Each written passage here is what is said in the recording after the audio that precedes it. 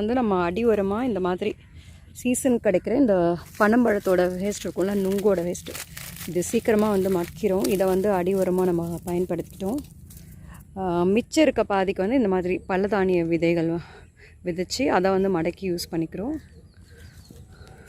இதுக்கு வந்து அடி உரமாக அந்த பனம் சக்கையும் எருவும் கொடுத்தது தான். நடுவில் ஒரு 45 நாள் கழித்து பஞ்சகவ்யா வந்து கொடுத்தது. பாருங்கள், ஆடி மாதம் வச்சது இப்போ செப்டம்பர் மாதம். இதில் எந்த மாதிரியான வளர்ச்சி இருக்குது.